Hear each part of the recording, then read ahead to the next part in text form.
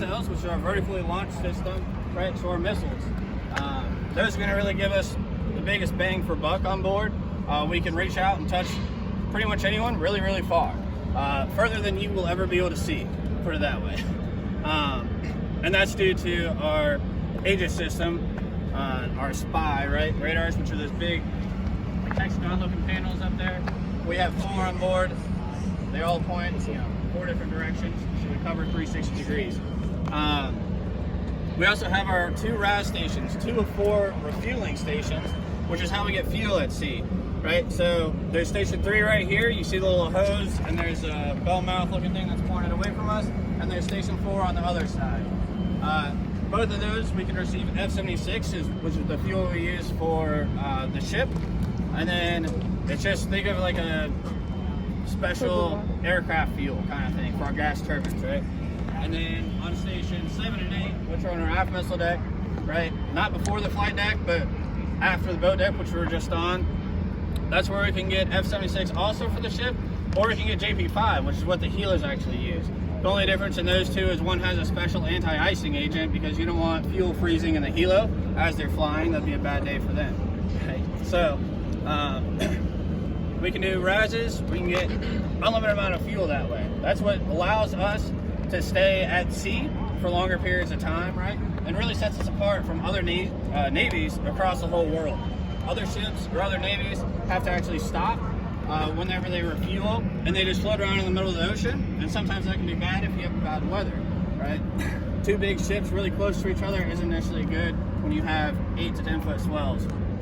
Whereas the United States Navy, we can actually continue moving through the water at 13 knots, is where we're typically unrep at, right? And that allows us to get fuel. It keeps both ships a lot more stable, but we can also travel great distances while we refuel too, right? And a moving target's harder to hit than a stationary target. So that really sets us apart. A lot of other navies can't do that.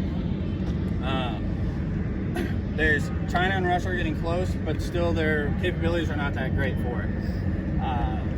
All right, so moving on, right? Talk a little about VLS.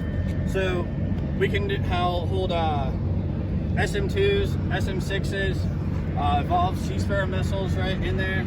We have vertically launched ASROCs, which are going to be ASW missiles, right? The SM2s and SM6s can be in air warfare or surface warfare, right? So surface ships or air combatants. Whether it be other missiles, aircraft, stuff like that, typically what we use those missiles for. And then we also have the 5-inch here, right? So the shells are probably about that big all together, right? So that's the charge and the actual round that goes out and hits its target. The powder casings are probably about that big, and then 5 inches around. Pretty big. A lot of people do get to take them home when we shoot, so they like that. And then some people just keep them in their house. I myself being one of those. Alright, but we can use the 5-inch for any sorts of things also, whether it be surface combatants or air combatants. There's the 2 modes. That's what we primarily use it for. And we do a lot of pack fires with that too. So even though we aren't necessarily at a time of war, right, we do a lot of pack fires. We still shoot the 5-inch a lot. And it's a fun time. It is really loud. You can hear it anywhere on the ship, whether you're in the lowest part of the ship and berthing, or right out here. You wouldn't want to be right here while it shoots because the percussion is bad. But it's a great time. Cool thing to see. You can probably look up some videos too if you're interested. Any questions for? What's that? I see these big plates on all the sides of the ship. Yeah. So that's our radar. Our air search radar is the primary purpose. We also do surface search for that spot, right? So Aegis system is our way, or the destroyer's way, right, for self-defense and offense. So you'll see them on destroyers and you'll see them on cruisers, right? So you see a cruiser across the way there. You see the big, more grayish, lighter gray plate right there.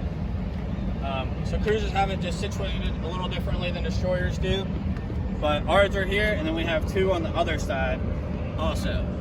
And that's how we can track different air targets or surface targets that way.